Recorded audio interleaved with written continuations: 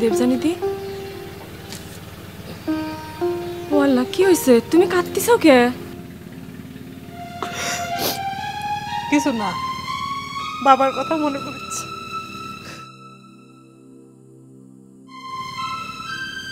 বাবা, তুই কি মনে করে? সূর্য আজকে কোন দিক উঠেছে? এই যে এমন ভাবে কথাটা করছাও, মনে কর তোমাদের বাড়িতে কোনদিন আসি না। সে কথা করছি না, সেদিন আবার চামেলি করছিল, তাও নাকি আমার ঘরে বাড়িতে আসা পছন্দও করে না। আসলে মনটার মধ্যে ভালো ঠেকতেছে না, তাই ভাবলাম তোমার সাথে কথা বলি ভালো ঠেকবিনি, তাই চলে আসলাম। খুব ভালো করেছো। কি খাবো ক? গুড়মুড়ি আছে দেই?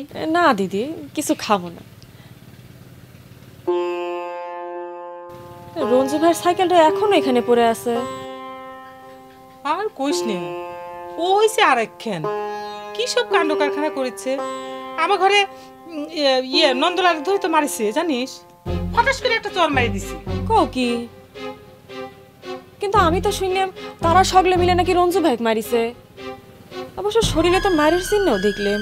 মারির চিহ্ন থাকবি না? নন্দলালের গায়ে যখন হাত তোলে তখন নন্দলালের বন্ধু বান্ধব কি তাকে সাইডে কথা কবি? তারাও ধরে মারিছে। এখন তো শুনিচ্ছি যে কেস করবি। কি আসপত্তা উইয়ের কত বেশি বেশি হয়ে গেছে। ও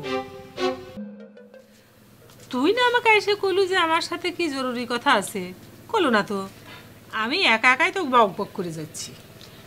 এইসব কথাই, একে সন্ডাগারের জন্য বাড়ির মধ্যে অশান্তি, তার উপরে আবার এসে হাজির হচ্ছে ওই রিজন। সন্ডাগারে নিয়ে অশান্তি মানে বুঝলাম না। সন্ডারা কি তো ঘরে ডাকাতি করতে যাচ্ছে নাকি?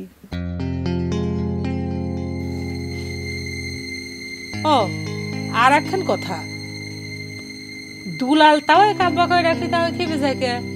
আব্বা কয়ে ডাকলি দুলাল কি তার বেটিক বিয়ে করে ফেলাচ্ছে নাকি?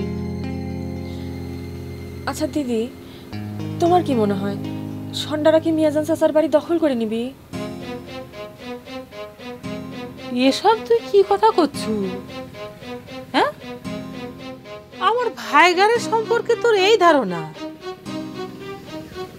কেরে জুই, দুলাল না তো ভালোবাসে? আমার ভাইয়ের কথা না হয় বাদই দিলাম আমি। দুলাল মিয়াজানের সম্পত্তি দখল করবি? দুলালের বাপের কি কম সম্পত্তি আছে নাকি? আমার তুমি ভুল বুঝো না দিদি, আসলে হয়েছে কি, ওই ঘটনাটা দেখার পর থেকে আমি মনের মধ্যে একটুও শান্তি পাচ্ছি না। কি হয়েছে? কি ঘটনা দেখেছো তুই?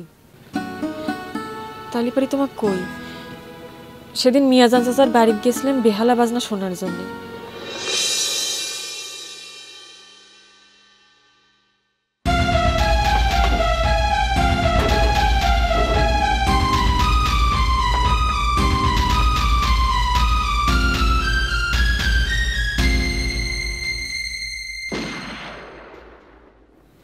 আমি ভয়ে কথাটা কাকু কোবারও পারতেছি নে, শান্তিও পাচ্ছি নে। এসব তুই কি কথা করছো জুই? আমার কি শুনলাম আমি? গ্রামের মধ্যে এসব কি হচ্ছে?